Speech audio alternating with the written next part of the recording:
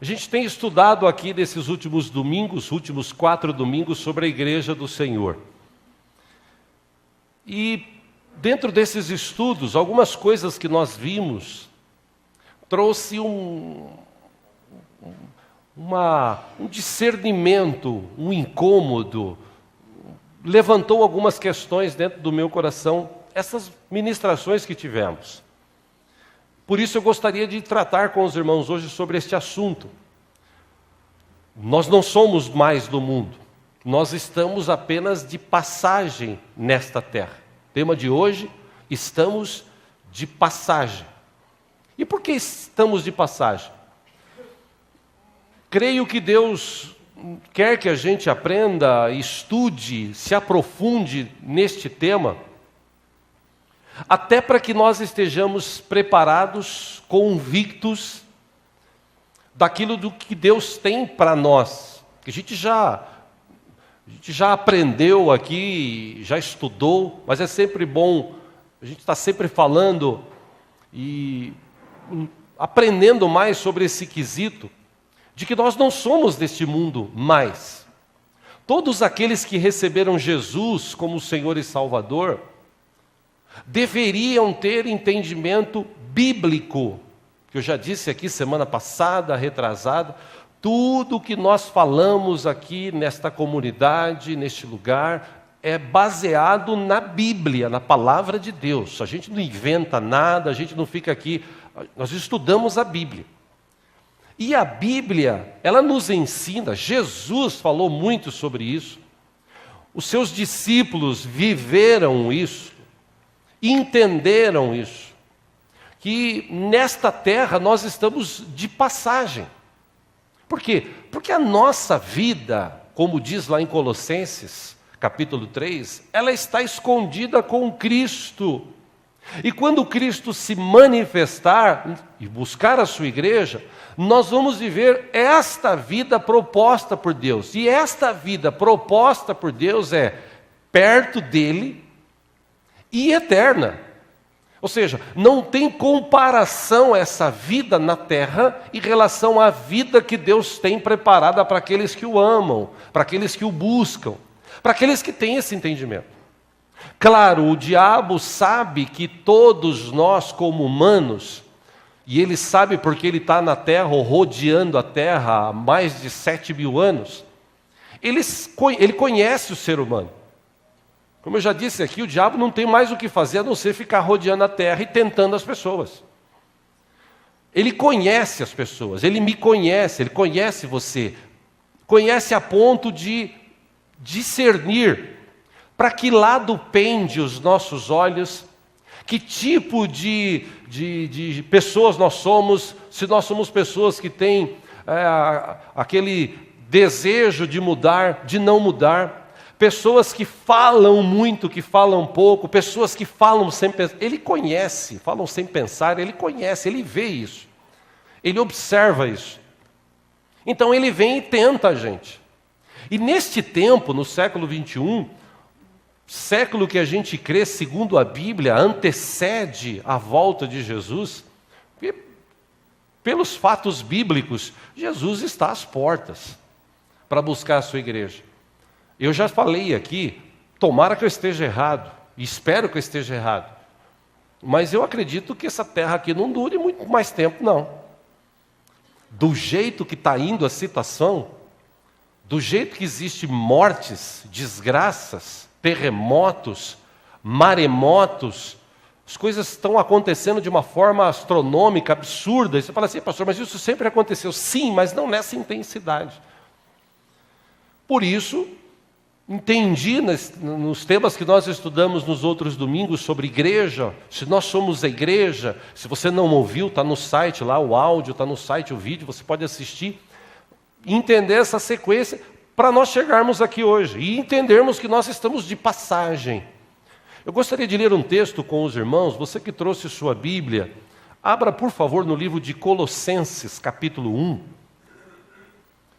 O apóstolo Paulo, escrevendo à igreja de Colosso, ele trouxe um o entendimento interessante acerca do Evangelho, acerca de servir a Cristo, ao nosso Deus eterno, através de Jesus.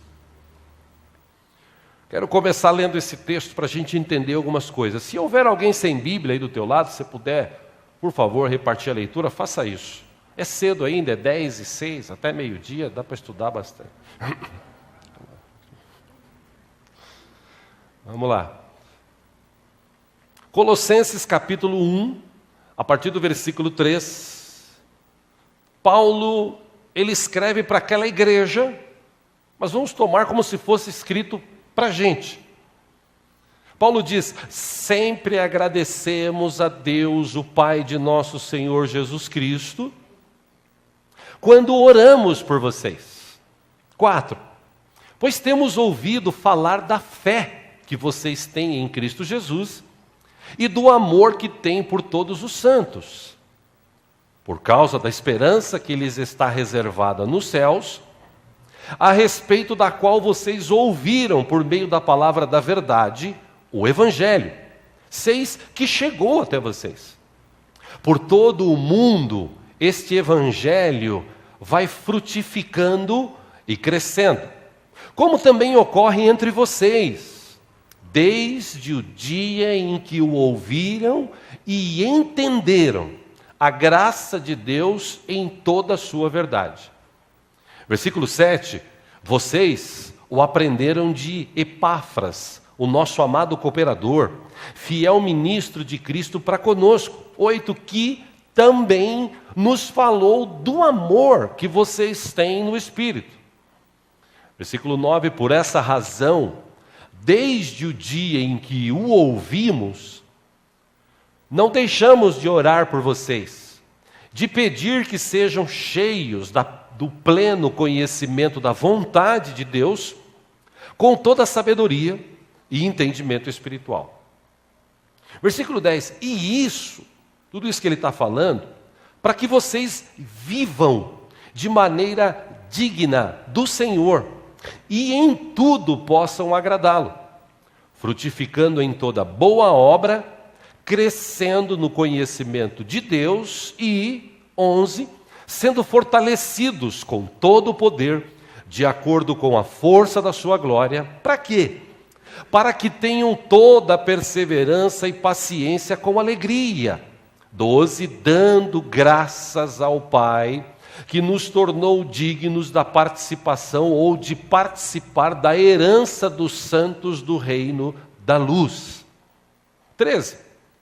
Pois Ele nos resgatou dos domínios das trevas e nos transportou para o reino do seu Filho amado, em quem temos a redenção, a saber, o perdão dos pecados. Ele quem? Ele fala de Jesus, da supremacia de Cristo, no versículo 15. Ele é a imagem do Deus invisível, o primogênito de toda a criação, pois nele foram criadas todas as coisas nos céus e na terra, as visíveis e as invisíveis, sejam tronos ou soberanias, poderes ou autoridades. Todas as coisas foram criadas por Ele, Jesus Cristo, e para Ele. 17, Ele é antes de todas as coisas, e nele tudo subsiste. Versículo 18, Ele é a cabeça do corpo, que é a igreja. É o princípio, é o primogênito dentre os mortos, para que em tudo tenha essa supremacia. Versículo 19, pois foi do agrado de Deus que nele habitasse toda a plenitude. 20, e por meio dele reconciliasse consigo todas as coisas, tanto as que estão na terra, quanto as que estão nos céus, estabelecendo a paz pelo seu sangue derramado na cruz. Aí ele explica tudo isso no versículo 21, dizendo o seguinte: antes, vocês da igreja de Colosso, e nós aqui, da comunidade livre no século 21, antes vocês estavam separados de Deus, e na mente de vocês eram inimigos por causa do mau procedimento de vocês. 22 ele diz: mas agora ele os reconciliou pelo corpo físico de Cristo, mediante a morte. Para quê? Para apresentá-los diante dele santos, inculpáveis e livres de qualquer acusação.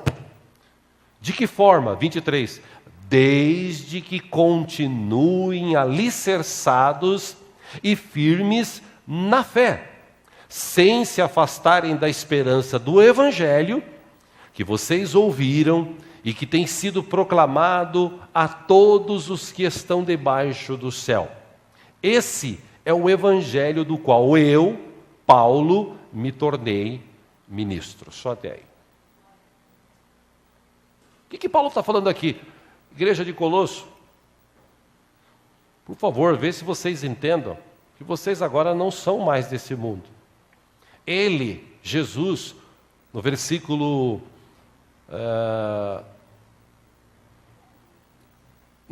13 que nós lemos, ele disse: ele nos resgatou do domínio das trevas e nos transportou para o reino do seu Filho amado. Ou seja, nós não pertencemos mais ao reino desta terra, deste mundo.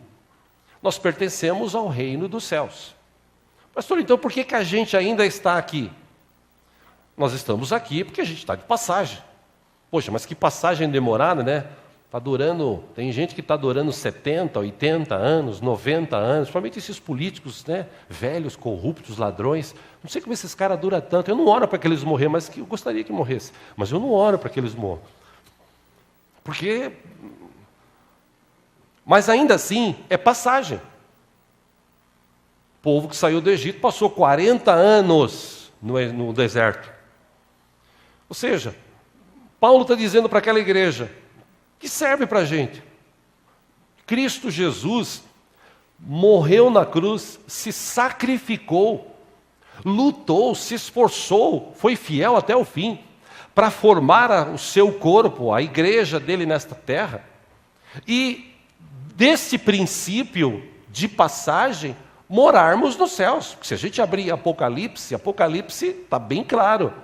Cristo voltará para buscar a sua igreja vai subir, nessa subida, nessa fração de segundos de se encontrar com Ele nas nuvens, o corpo nosso será glorificado, nós não vamos ter mais esse corpo corruptível, vamos ter um corpo incorruptível, a nossa mente será totalmente renovada, o nosso jeito de ver, de pensar, não vai ter mais enfermidade, não vai ter mais problema, não vai ter mais luta, não vai ter mais tentação, não vai ter mais nada.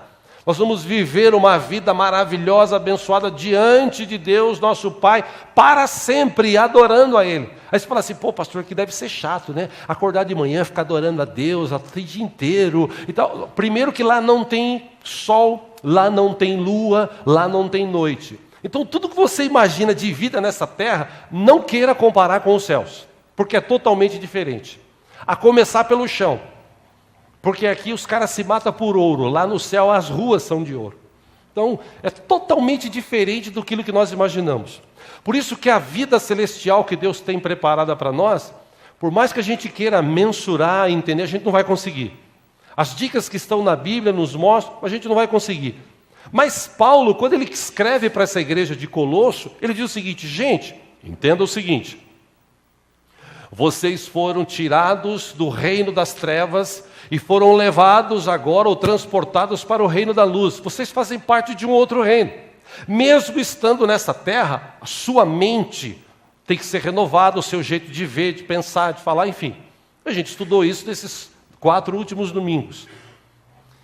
Para a igreja de Roma, um texto muito conhecido, apenas para elucidar este assunto que estamos tratando, aos Romanos capítulo 12, Paulo escreveu para eles o seguinte, irmãos, eu rogo-lhes, pelas misericórdias de Deus, que se ofereçam em sacrifício vivo, santo e agradável a Deus.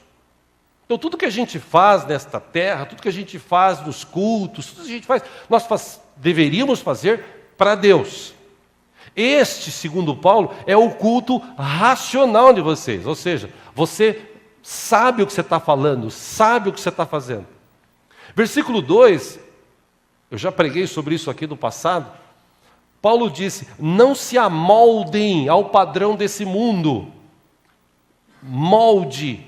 Não tem esse molde do mundo. O mundo tem um molde, o mundo tem um sistema. Nós já estudamos sobre isso esse ano. Esse sistema, ele cega, esse sistema destrói, esse sistema exclui, em vez de incluir pessoas, exclui. Esse sistema que existe no mundo separa, ele é corrupto, ele é terrível.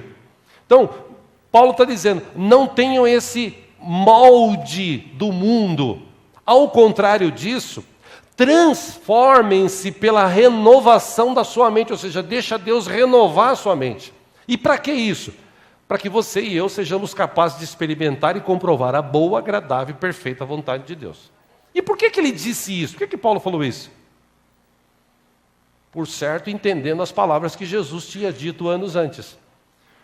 Jesus disse para os seus discípulos, aliás, orando ao Pai, falando sobre os seus discípulos. Ele disse: Pai, eles não são do mundo, como eu também não sou desse mundo. Quando Jesus foi perguntado algumas vezes, inquirido, ele dizia: o meu reino não é dessa terra. O reino de Deus, o reino de Jesus é o reino dos céus. Jesus veio aqui para salvar a humanidade, para que o homem pudesse se relacionar novamente com Deus.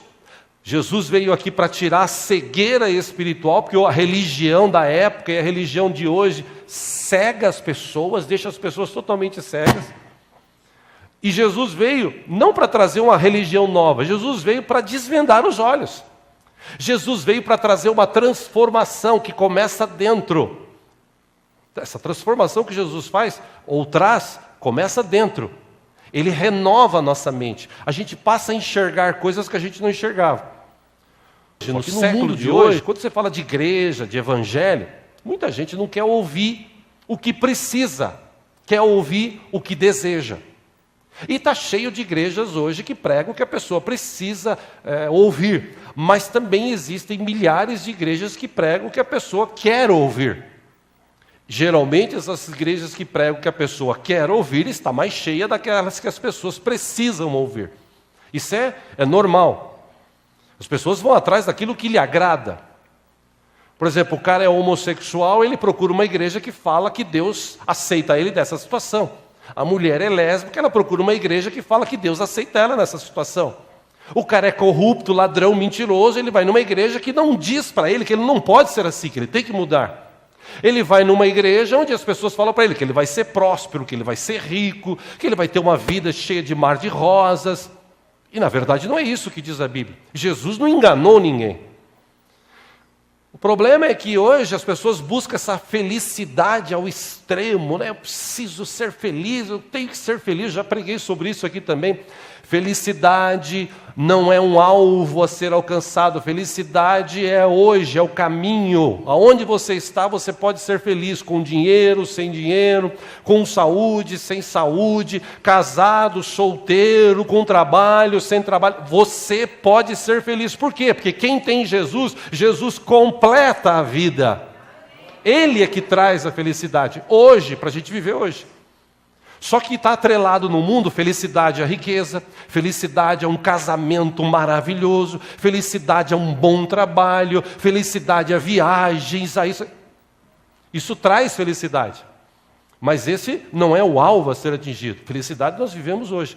Mas por que as pessoas não têm esse entendimento, não conhecem Bíblia, não lê Bíblia, não estuda a Bíblia? As pessoas ficam hoje assim, eu vou na igreja, eu ouço uma palavra, eu vou lá, vou aqui, tá bom. Por isso que eu quero me aprofundar nessa introdução aqui com os irmãos, sobre o que é viver uma vida de passagem nessa terra. Pode durar 80 anos, e espero que dure 100 anos para todos nós, ou pelo menos os mais novos aqui, né? Por exemplo, eu tenho 25, viver mais 100 anos, 125. Vamos lá. Por isso que Paulo falou para a igreja de Roma, não se amoldem, não tenham um molde do mundo. Porque se vocês tiverem um molde do mundo, isso vai atrapalhar o teu relacionamento com Deus. Deus quer a gente perto dele. Deus ama a gente tanto que ele mandou seu Filho Jesus morrer por nós. Foi ele que enviou Jesus.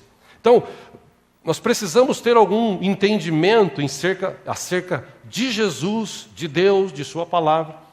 E um dos textos clássicos que Jesus falou sobre este assunto, e foi relacionado na Bíblia, está em João capítulo 17, você que bem preparado para anotar e quiser, 17, 14, Jesus conversando com o Pai disse: dei-lhes a tua palavra e o mundo os odiou. Por quê? Porque eles não são do mundo, como eu também não sou. 15, Jesus disse: não rogo que os tire do mundo, mas que os proteja do maligno. Eles não são do mundo, como eu também não sou. Amém? Está bem claro esse texto para você? Se você quiser, você lê depois da sua Bíblia para você checar. Então, ministra para a pessoa que está do seu lado assim: meu irmão, nós não somos desse mundo. O pessoal fala que vive vendo ET por aí. Não, um ET do teu lado aí, ó. Nós não somos desse mundo. Esse versículo nos ensina que, como cristãos, nós não somos mais desse mundo. E como é que entender essa palavra de Jesus, nós não somos desse mundo? Tiago, o irmão de Jesus, capítulo 4, versículo 4, ele escreveu: adúlteros, vocês não sabem que a amizade com o mundo é inimizade com Deus? Quem quer ser amigo do mundo, faz-se inimigo de Deus. Poxa, mas eu não sou mais do mundo. Por que eu tenho que ter amizade com o mundo? Entenda, não é amizade de pessoas. É a amizade assim, gostar, ter prazer ainda nas coisas que se fazem nesse mundo. Porque tem gente que veio para a igreja, ele se diz cristão, ele aceita Jesus, reconhece Jesus, é batizado, mas ele continua vivendo a mesma vida. Então esses aí eu já disse aqui na igreja, tem gente que não se converteu, tem gente que só trocou de religião. Agora, aqueles que vêm para a igreja, que conhecem Jesus, que conhecem a sua palavra, que o recebem como Senhor e Salvador, o que acontece? Bom, essas pessoas, elas têm uma transformação da mente. Essa transformação da mente leva essa pessoa a viver uma vida melhor nessa terra.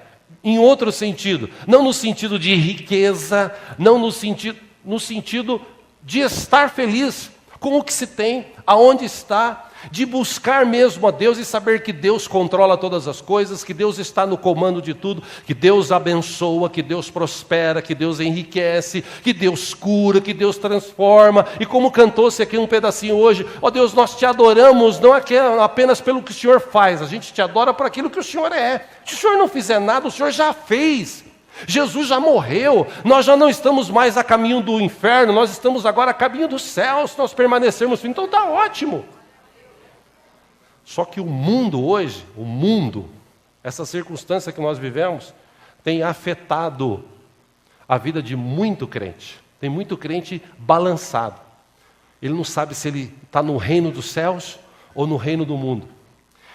Ele não sabe se adora a Deus, serve a Deus ou serve a Mamon, como Jesus disse numa de suas ministrações ao dinheiro. No livro de 1 João, capítulo 2, o apóstolo João escreveu o versículo 15: não amem o mundo, nem o que nele há. Se alguém ama o mundo, o amor do Pai não está nele. Aí ele deu uma dica aqui, e é isso que eu quero estudar com os irmãos hoje. Ele disse, 16, pois tudo o que há no mundo, aí ele cita, a cobiça da carne, a cobiça dos olhos e a ostentação de bens, não provém do Pai, isso é do mundo. Versículo 17, o mundo e sua cobiça passam, mas aquele que faz a vontade de Deus permanece para sempre. Pergunta que todo cristão deveria se fazer é: eu quero viver no mundo e passar? Ou eu quero estar no mundo de passagem para encontrar com Deus e viver eternamente, ou permanecer vivo para sempre? O que eu quero? Bom, para te ajudar a pensar sobre isso, 3 pontos importantes que João levantou aqui. Primeiro, a cobiça da carne. Hoje a gente vive esse imediatismo. As pessoas, o que importa é hoje, é curtir hoje. A satisfação pessoal momentânea hoje. Comer, beber, viver a carnalidade, viver o sexo, viver do jeito que se vive hoje. Você vê a juventude de hoje, os adolescentes e jovens de hoje. Eu falei sobre isso quarta-feira passada aqui, no final do culto. Quem assistiu essa semana, terça ou quarta parte do Datena, viu que esses pancadões desse famigerado funk, que isso aí não tem nada de funk, estão reunindo milhares de jovens. Milhares. Segundo dados da polícia, existem por final de semana de 400 a 800 pancadões na grande São Paulo. O que tem menos, tem 300, 400 jovens e adolescentes. Fumando, bebendo, cheirando, se prostituindo, envolvido com o tráfico de drogas, envolvido com roubo. Uma coisa terrível. Mostrou algumas imagens de moças adolescentes, né? Dançando, baixando a roupa, mostrando as partes íntimas. Uma coisa terrível que tem nesse funk. Entrevistaram uma moça de 18 anos, ela falou, eu bebo desde os 16, 15, e nunca me pediram documento. E lá no salão, nesses bairros, como é que é? Lá rola de tudo e tal. E sexo, você já viu pessoas fazendo sexo ali e tal? Relacionamento? É o que mais tem. Tem uma hora do pancadão lá no salão, que fica uma hora e pouco, tudo apagado. Você olha para todo lado, tem gente fazendo sexo. Um negócio terrível. E isso é o quê? Isso aí é a cobiça da carne. Os olhos levam a pessoa, a carne leva a pessoa a buscar essas coisas. Então, ele está ali, ele aceita Jesus. Aí ele ouve uma ministração na igreja. Escute, a Bíblia diz, ok? Não estou falando aqui o pastor diz. A Bíblia diz que sexo antes do casamento é pecado e Deus não aprova. Então, você quer um conselho? Sem ter entendimento agora que o que você está fazendo é errado, a Bíblia diz que Deus não vai levar mais em conta o tempo que você viveu na ignorância. Para você era tudo normal, tal, pá. Agora você tem conhecimento. A Bíblia ensina, tem vários textos. Sexo é bom, legal, gostoso, depois do casamento. Antes, ele pode ser legal, gostoso, mas ele está te trazendo problemas. Quem vem aqui do Veredas, ou quem já participou do Veredas, sabe do que eu estou falando. Aí a pessoa pega e fala assim, é verdade e tal. Mas aí, na segunda, terça-feira, vem aquela musiquinha, né? Uma vez Flamengo, sempre Flamengo. Mas eu fazia, agora eu vou ter que parar, vou virar eunuco, vou ter que fugir disso. Oh, Deus, eu vou lutar. Até passar uma mina, ele, já pecou ali, só de olhar e desejar. Cobiça da carne. Os jovens de hoje estão atrás disso. As minas de hoje, elas vão atrás disso. E o pior são os pais que deixam. Porque, sinceramente, se eu tenho uma filha e um filho de 16, 15 anos, que eu sei que é a minha filha, vai vestir uma roupa nojenta, que mostra lá as partes íntimas, para ir para um lugar cheio de homem. Meu filho, graças a Deus eu não tive filha, só tive filho. Eu até brinco com o pastor Gilson, ele tem 2 filhas, uma já casou, a outra está para casar, mas o Gilson tinha um taco de beisebol assim, ele falou, vem aqui falar com a minha filha, vem aqui, vem. O Roberto já está comprando um, né, Roberto? Para quando as duas crescer lá, vai ter que ter um tete-a-tete com ele antes. Por quê? Porque os caras de hoje só pensam nisso. E as minas de hoje só pensam nisso. Satisfação pessoal. Cobiça da carne. Tem muita gente trocando coisa boa por coisa ruim. Tem muita gente desejando isso. Trocando a vida que Deus propôs por causa da cobiça da carne. Ele vive o que a carne sente. Ele quer comer, ele quer beber, ele quer... Sabe? Pastor, mas e o vício? Deus pode te libertar do vício, como Ele já libertou várias pessoas aqui dessa igreja. Tinha gente aqui que fumava, que bebia, que vivia na imoralidade. Deus curou, Deus libertou, Deus tratou, está aí servindo ao Senhor. Deus pode fazer isso, desde que você se coloque debaixo da bênção dEle, desde que você se esforce para isso. Agora, você vai viver como, por exemplo, o Esaú. Tem um grande exemplo bíblico. Esaú foi um cara que pensou no hoje. Eu penso no hoje, eu quero viver hoje, eu quero curtir hoje. Que se lasque o futuro. Lá em Gênesis capítulo 25, versículo 29,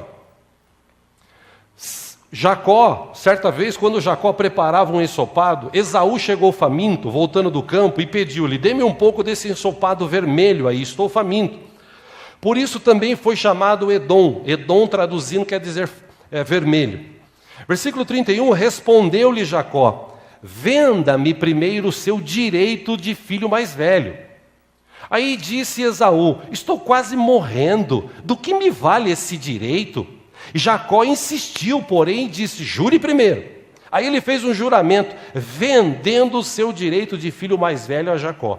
Então Jacó serviu Esaú pão com ensopado de lentilhas, ele comeu, bebeu, levantou-se e se foi. Assim Esaú desprezou o direito de filho mais velho. Interessante que o direito de filho mais velho na época, todas as prerrogativas do primogênito, ele abriu mão. Por exemplo, maior quinhão na herança. O mais velho recebia mais de herança. No caso de ser uma linhagem de reis, o mais velho seria o rei. Direitos da época, o mais velho sempre tinha mais. O que ele faz? Por causa de um prato de comida, cobiça da carne, quero comer, estou com fome, que se lasque o meu futuro, quero viver hoje. Ele joga fora o seu futuro para viver o presente. Por causa de um momento de prazer, comer um guisado lá, um negócio que está sendo feito pelo irmão, de todo jeito ali, gostoso e tal.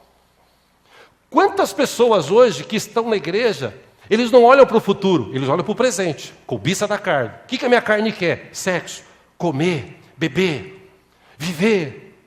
Tá, mas você pode viver isso da forma certa. Não, mas eu quero hoje. A Bíblia diz, lá para frente no livro de Gênesis, que um dia Esaú se arrependeu amargamente por ele ter feito ou ter tomado essa atitude de vender o seu direito de primogenitura, de dar. Porque o diabo é assim, ele faz isso. Então, nos dias de hoje, para que eu vou ficar, me guardar e ser virgem? Para quê? Eu não tenho vergonha de falar aqui, eu já falei várias vezes. Graças a Deus eu casei virgem, com 21 anos de idade. Pô, mas na sua época era outra. Na minha época tinha filme de mulher pelada, revista de mulher pelada, só não tinha internet, o resto tinha tudo. E eu casei virgem. Conheço outros pastores amigos que tiveram o mesmo privilégio. Agora, a pessoa fala: eu quero viver minha vida. Deus te abençoe. Só que depois não reclama, diz assim: Deus não me abençoa, eu estou triste, estou chateado. Por que eu vou à igreja? Por que eu vou cuidar dos outros, amar os outros? Quero viver minha vida hoje. Por que eu vou ser honesto num país que só tem ladrão? Por que eu vou ser honesto? Eu quero viver minha vida hoje. Falava esses dias com um pastor, amigo, a gente estava almoçando juntos, e ele disse: cara, eu tenho um parente, morava em Goiânia, e agora ele está trabalhando para o governo. Agora não, faz 4 anos e meio que ele trabalha para me esqueci o local do governo que ele trabalha, em Brasília. Falou: o cara não tinha onde cair morto. Hoje ele comprou uma mansão de 3 milhões em Brasília. E o cara só trabalha num negócio do governo. Imagina os... E está convidando ele: vem para cá no final do ano, para passar o final do ano aqui, para a gente ter aquela festa, vamos matar um boi. É isso aí. Então, o cara vê isso e ele fala assim: eu ser honesto? Eu não. Eu vou mais lá, que se lasque os outros, vou viver minha vida. Ah, é? Foi para isso que Jesus te chamou? Ou foi para você aprender a confiar nele, depender dele, a dar graças a Deus hoje, pela vida que você tem? Pô, mas eu não tenho dinheiro hoje. Amém, hoje você não tem, mas amanhã você pode ter. Deus está provendo na sua vida, Deus está cuidando de você, Deus está com você todo o tempo. Mas João disse, as coisas desse mundo, primeira delas, a cobiça da carne, leva as pessoas a viver assim. Segundo ponto, João diz, a cobiça dos olhos. Jesus disse, os olhos são a cadeia do corpo. Se você quer ter um corpo bom, tenha olhos bons. Se os teus olhos forem ruins, todo o teu corpo será ruim. Então, essa questão de olhos, de desejar as coisas, de não enxergar o que está por trás, enxergar apenas o que está na frente. Judas viveu isso. Judas foi o homem que a cobiça dos olhos dele levou ele a trair Jesus. O cara viveu 3 anos e pouco do lado de Jesus. E nesses 3 anos e pouco que ele viveu do lado de Jesus, gente, o cara roubava oferta do gasofilácio. Aqui não acontece isso, eu tenho plena convicção. Mas eu vou citar um exemplo, é como se os nossos tesoureiros pegassem aqui e fossem ali para o fundo. Entrou quanto hoje? 200? 50 para você, 50 para você e 100 para a igreja. Era isso que Judas fazia. Aí vem alguém e faz uma proposta para ele, fala, cara, eu vou te dar 30 moedas de prata para você me vender o seu mestre, me mostrar quem é o cara. Porque eles eram todos parecidos. E segundo Cláudio Calan, do Museu Histórico Nacional, 30 moedas de prata equivalem hoje a mais ou menos 30 a 35 mil reais. Então Judas, cobiça dos olhos, ele vislumbrou o seguinte, bela grana. Vou ter uma aposentadoria boa agora. 30, 40 mil reais há 2.000 anos atrás era muito dinheiro. O que ele fez? Ele vislumbrou aqui. Mas e o futuro? O futuro que se lasque. Se lascou mesmo, porque ele se arrependeu tanto que foi lá e se suicidou, segundo a Bíblia. Ou seja, a cobiça dos olhos tem levado as pessoas hoje a se afastarem cada vez mais de Deus. A cobiça, eu quero, eu preciso, eu tenho que ter. E o cara mais rico dessa terra, Salomão, em Eclesiastes capítulo 2, veja que interessante, versículo 10 e 11, ele escreveu o seguinte, não me neguei nada que os meus olhos desejaram. Não me recusei a dar prazer algum ao meu coração. Na verdade, eu me alegrei em todo o meu trabalho. Essa foi a recompensa de todo o meu esforço. Contudo, quando avaliei tudo o que as minhas mãos haviam feito e o trabalho que eu tanto me esforçara para realizar, percebi que tudo foi inútil, foi correr atrás do vento. Não há nenhum proveito no que se faz debaixo do sol. Ele escreve, tudo que os meus olhos cobiçaram, eu não neguei. Só que depois, no fim da vida, ele chegou a uma conclusão. Tudo vaidade, tudo bobagem. Os olhos, a cobiça dos olhos, levam as pessoas a se afastar de Deus, a olhar mais para o mundo do que olhar para Deus. Isso é fato. Gênesis capítulo 3, texto muito conhecido, só vou colocar aqui para citar. Gênesis capítulo 6, versículo 3, versículo 6, diz que quando Eva viu que a mulher parecia agradável ao paladar, era atraente aos olhos, e além disso, desejável para que dela ou para dela se obter discernimento, ela tomou do seu fruto, comeu e o deu a seu marido, que comeu também. Olhos, ela viu, a serpente convenceu. Escuta. E é interessante, né, esse texto. João Pedro ontem, a gente estava batendo um papo, surgiu o assunto, né? Falei, opa, já tenho o que falar também amanhã cedo. Discernimento da palavra. Porque quando Deus vem e fala com Adão e Eva, quando Deus dá a sentença para Adão e dá a sentença para Eva, Deus fala assim, porém inimizade entre você e a serpente. Ou seja, a mulher e a serpente, elas eram amigas. Deus falou, vou pôr inimizade entre vocês. Por isso que quando a serpente chegou aí, oi amiga,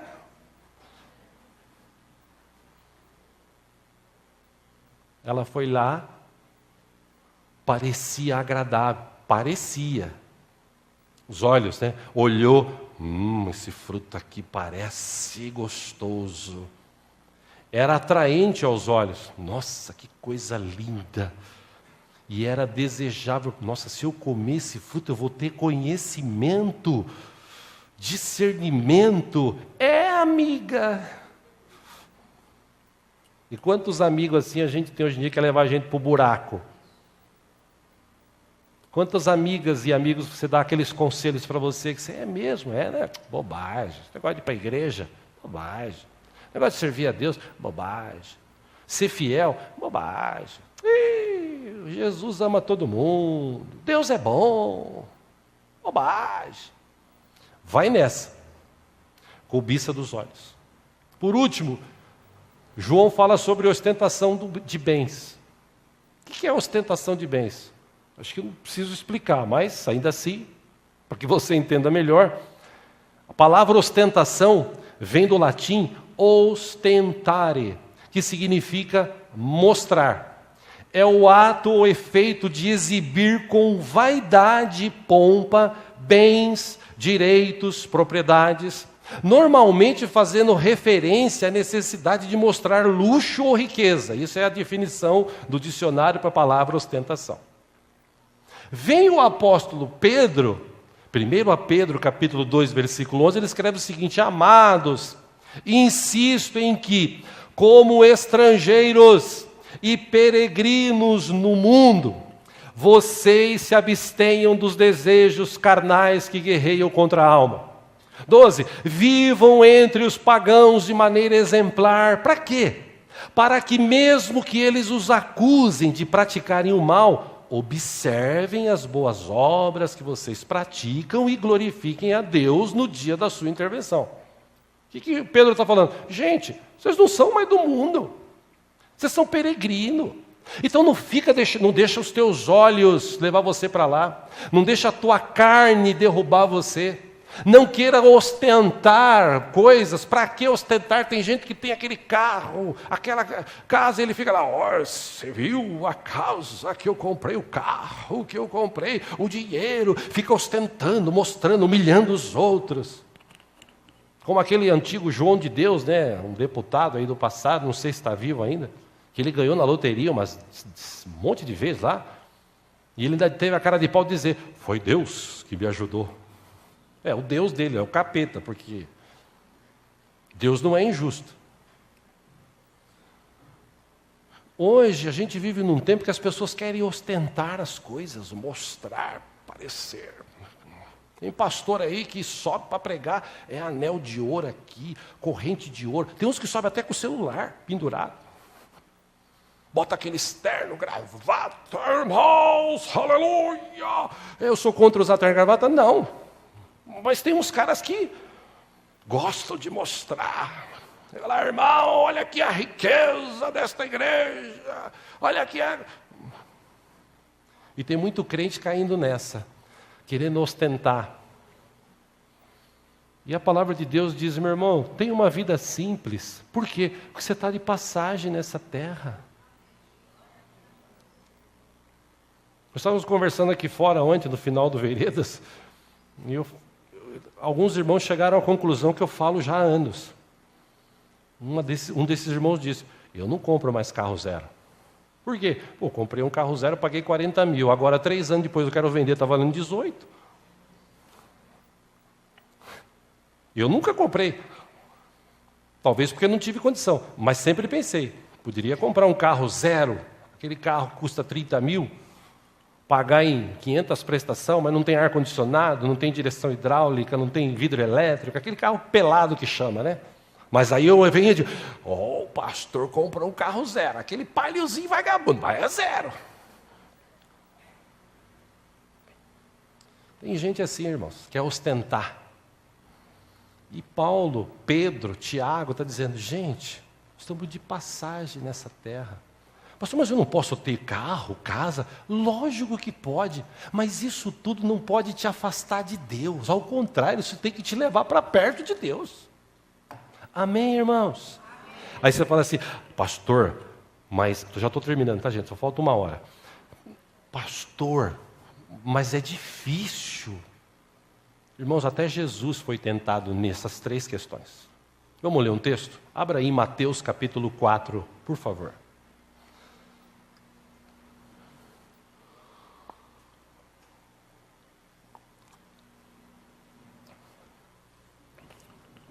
E olha que o diabo não passou um melzinho como ele passa na boca de muito crente, não. Ele pegou aqui Jesus e... É que Jesus era filho de Deus ali, homem, tinha um foco, e porque as coisas que o diabo ofereceu para Jesus, ele ofereceu muito menos hoje para muito crente, para muito descrente que estão aí servindo o diabo. Mateus capítulo 4, versículo 1, Jesus foi levado pelo Espírito ao deserto para ser tentado pelo diabo. 2, depois de jejuar 40 dias e 40 noites, teve fome. 3, o tentador aproximou-se dele e disse, se és o Filho de Deus, manda que estas pedras se transformem em pães. Se és o Filho de Deus, manda que estas pedras se transformem em pães. Cobiça da carne, comer, beber, se divertir e tal. O que Jesus responde? Está escrito, nem só de pão viverá o homem, mas de toda palavra que procede da boca de Deus. Aí, versículo 5, o diabo então o levou à cidade santa, colocou-o na parte mais alta do templo e lhe disse, 6, se és o Filho de Deus, se és o Filho de Deus, joga-te daqui para baixo, pois está escrito, Ele dará ordens a seus anjos a seu respeito, e com as mãos eles o segurarão, para que você não tropece em alguma pedra. Veja, levou ele à cidade santa, colocou no lugar mais alto do templo, cobiça dos olhos. Está vendo? Cobiça dos olhos. Jesus responde 7. Também está escrito, não ponha à prova o Senhor, o seu Deus. Versículo 8, depois o diabo o levou a um monte muito alto e mostrou-lhe todos os reinos do mundo e o seu esplendor, ostentação.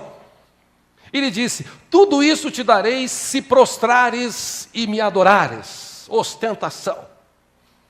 Jesus disse para ele, retire-se, Satanás, pois está escrito, adore o Senhor, o seu Deus, e só a Ele preste culto. 11, então o diabo o deixou e anjos vieram e o serviram. Jesus foi provado nessas 3 áreas. Cobiça da carne, cobiça dos olhos, ostentação. O diabo falou, você está com fome? Faz aí. Se você é o Filho de Deus.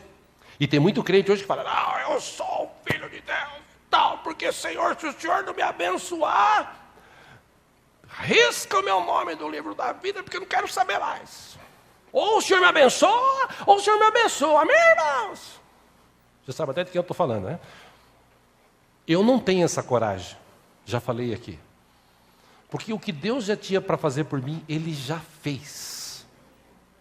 Só não aconteceu tudo o que ia para acontecer, porque eu fiz muita coisa errada na minha vida, tomei muita decisão errada. Agora, Deus me abençoou. Deus está comigo, e está contigo, e te abençoa, e cuida de você. Semana passada nós vimos que Deus faz raiar o sol sobre justos e injustos. Então, o que eu quero te mostrar com isso? Tem gente hoje, crente, que ele está mais apegado ao mundo do que apegado ao reino dos céus.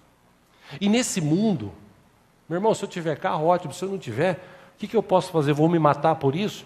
Não, eu vou numa igreja que faz uma campanha de 30 dias lá para dar carro.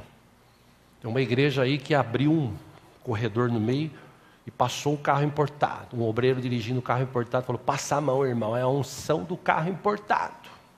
A igreja lotou, porque todo mundo quer ter um carro importado. Besta, como diria o Chaves, né? Tem gente que ele está na igreja, mas a cobiça da carne leva ele a... Para pensar. Dura 1 minuto, 2 minutos, 10 minutos, 1 hora, 2 horas.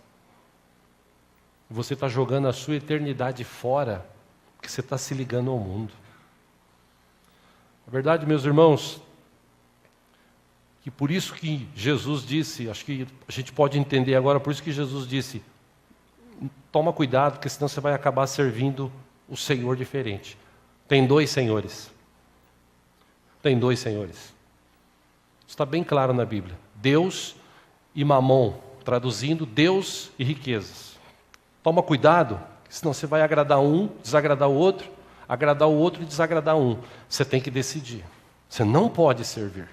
Você tem que escolher quem você serve. E tem muito crente hoje que ele não confia em Deus, não conhece Deus. Eu já falei sobre isso aqui acerca de casamento. Tem meninas que estão na igreja, as meninas estão na igreja e falam assim, nessa igreja aqui, os meninos aqui, é tudo devagar. Tem uns 3 ou 4 ainda assim, um mais feinho que o outro. Jesus amado, eu estou querendo aquele príncipe, aquele cara bonitão, assim que nem o pastor, fofo, alto. Brincadeira. Já sou casado, amém?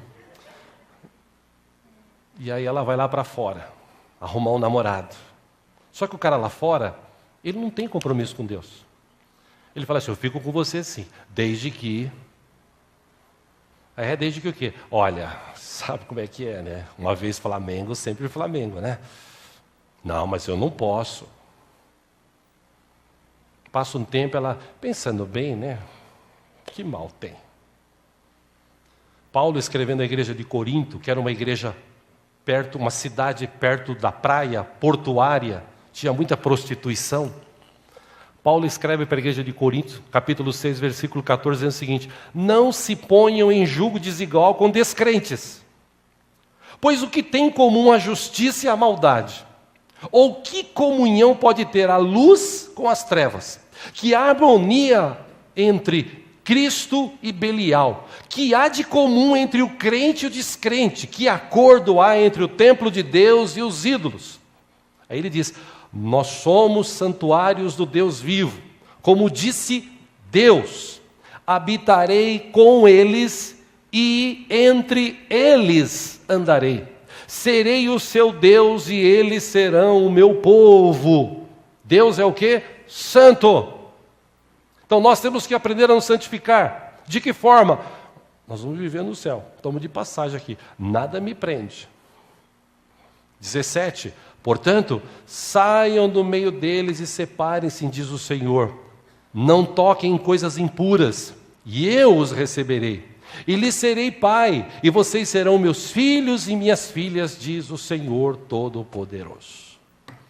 Irmãos, nós somos a igreja de Cristo nessa terra. Amém? Igreja de Cristo, o que é? Corpo. Se você quer mostrar Jesus para as pessoas, não adianta falar hoje em dia. Hoje em dia não está adiantando falar muito. O único jeito que as pessoas podem ver Jesus hoje é olhando para mim e para você. Que já disse alguém que o exterior do homem reflete o que ele é por dentro. Se o seu corpo for bom, se os seus olhos forem bons, todo o seu corpo será bom. Minha pergunta para a gente começar a encerrar aqui, falta pouco, para a gente refletir hoje, antes de ir embora, é: quando Deus olha para a terra, há diferença entre eu, você e as pessoas lá de fora? Quando Deus olha para cá, tem diferença entre a gente? Cristãos, não cristãos? Pergunta que a gente tem que se fazer. Ou será que a gente vive do mesmo jeito, falando os mesmos palavrão, mesma besteira, vivendo do mesmo jeito, como se fôssemos do mundo? Pô, mas eu não sou mais do mundo. Jesus disse, aqueles que estão em mim, Pai, eles não são mais do mundo. Por isso que o mundo odeia eles.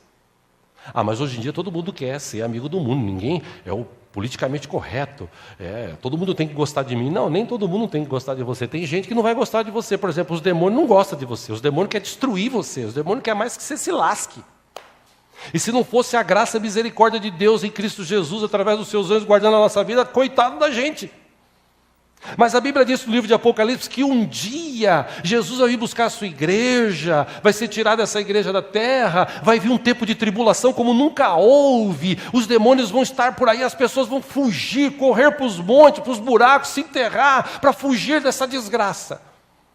Mas a igreja do Senhor, Deus, vai estar lavada e remida no sangue de Jesus, vai reinar com Ele eternamente. Então, irmãos, o mundo passa, mas a palavra de Cristo, a palavra de Deus permanece para sempre. Por isso que em João 15:18, textos para a gente encerrar aqui, Jesus disse: se o mundo os odeia, tenham em mente que antes me odiou. Se vocês pertencessem ao mundo, ele os amaria como se fossem dele. Todavia, vocês não são do mundo. Agora a boa notícia: mas eu os escolhi, tirando-os do mundo. Por isso, o mundo os odeia. Fala para a pessoa que está do seu lado: meu irmão, nós não somos mais do mundo. Pode até falar para ele: viu, irmão ET, nós não somos mais do mundo, viu? Porque não é do mundo, é ET, né? Paulo, escrevendo a Timóteo, 1 Timóteo capítulo 6, versículo 7, ele disse: Timóteo, ensina isso para a igreja.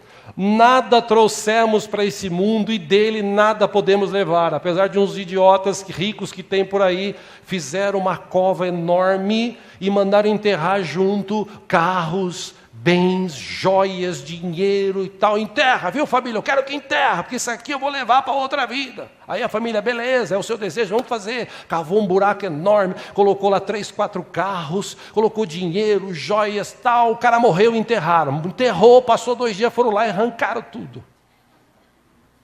Besta, como diria novamente o Chaves. Porque a gente não traz nada para esse mundo, e desse mundo a gente não vai levar nada. Por isso a gente não pode ficar preso a isso. 8, Paulo disse a Timóteo: ensina para a igreja. Por isso, tendo o que comer e com o que vestir-nos, estejam com isso satisfeitos. Os que querem ficar ricos caem em tentação, em armadilhas e em muitos desejos descontrolados e nocivos, que levam os homens a mergulharem na ruína e na destruição. Porque o amor ao dinheiro, não o dinheiro, o amor ao dinheiro é a raiz de todos os males.